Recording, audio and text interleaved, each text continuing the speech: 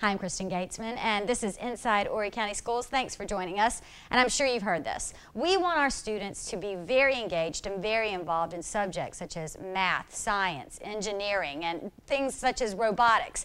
Well, here at Horry County Schools, we're lucky enough to have a lot of educators who are very talented and very passionate about those exact subjects. So on today's show, we're going to introduce you to some of those teachers and talk to their students and see how when our teachers are excited about a subject, it makes our students excited about subjects. And also, we'll take a look at some of the tools that our educators use. They put these things in the hands of our students to teach science, math, things like anatomy, and of course, robotics, which Horry County Schools is extremely involved in. We'll take a look at some of our students, in fact, who have qualified for this year's first robotics Lego competitions. All of that's right now as we take you inside Horry County Schools. Mannequin, do you see that little oval shaped cutout or indentation? Andrea Rue began her own education in science and anatomy, intending to use her knowledge in a doctor's office, not a high school classroom. When I first went to college, I had intended to become a doctor, and I just realized that I love teaching so much more. So getting to teach about the body and get to teach about, health science, that's awesome. It was a decision that Andrea says changed her life and one that her students are benefiting from as well. She's very passionate about what she does, and she's very helpful. And I actually like when a teacher is actually passionate because they actually care. Today, Andrea's passion for teaching anatomy has given these students a really great opportunity. I found a program called the Anatomy and Clay Learning System. So what the students are doing right now is we're learning the skeletal system. So they've actually got these mannequins in front of them that they are marking the bones. They're actually labeling them with where the bones are. And then in the next chapter, we'll actually be building muscles out of clay and putting them onto these mannequins. And then we'll be able to build the organs as well and put them on the mannequin. It is the #1 most incredible tool I've seen to teach anatomy. We've just been pretty much labeling and learning about the different parts of the human body bones in each section, like the axial skeleton, the appendicular skeleton, so forth. It actually gives you like an actual view, so it gives like a better picture if you're like a visual person. In fact, learning tools like these mannequins reach every student's ability level.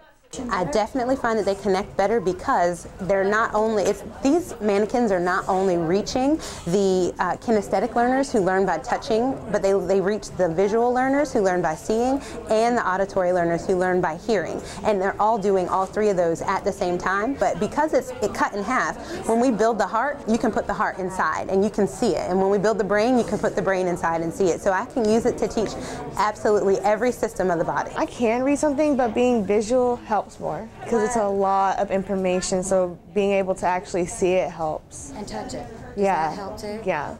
Many of our teachers use these anatomy clay learning mannequins, and these great tools are an investment. Andrea Rue says she received some of her mannequins by writing a grant to help purchase the teaching system. Each mannequin costs about $400, but she says although the purchase cost isn't cheap, there are really no maintenance costs, allowing our teachers to use them over and over for years. And if you'd like to have a direct effect on education, we always need help raising funds for teaching tools like this. Many of our business partners help write grants or just donate funds to help with these kinds of purchases. But Andrea says anyone in the medical field who would like to come and share information with her students to just contact Carolina Forest High School or any school in your area. We always welcome community members who want to help our students and teachers. And of course, as we mentioned earlier, another way that our students are extremely involved in things like math, science, and engineering are through robotics. In fact, many of our elementary and middle school robotics teams have already participated in first robotics qualifying competitions. The next stop will be at the state competitions held in February.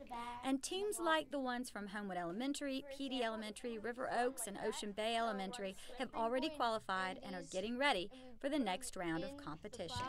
There's like this obstacle course the robot has to go over, and there's this where the robot can come over and push it up like that and make it stay. There's this one where it just makes it knock over those buildings, but not that one right there. The robot comes over with its pointer where it comes over and just, like this part right here, comes over like this and hits it like that. It's going to pick up the truck, go down to the blue or yellow region.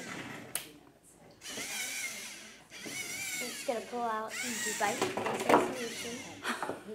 That didn't really work. That's okay. that it comes back to base. Gotcha. Each successful task earns the team's points.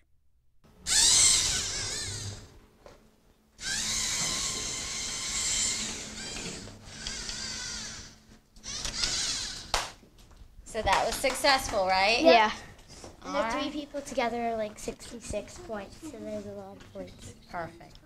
Teammates Justin and Philip programmed this robot.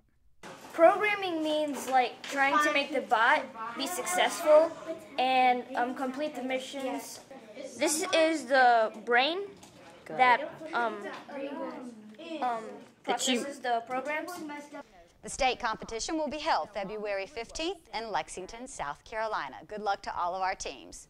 And if you can't make it to any of our students competing in qualifying First Robotics Legos competitions or any robotics competition, you can actually check them out at the Horry County Schools 4th Annual Technology Fair. That'll be Wednesday, April the 9th at the Myrtle Beach Convention Center. For now, thanks for taking the time to be with us and learn a little bit more about your school district, and come with us again next time we take you inside Horry County Schools.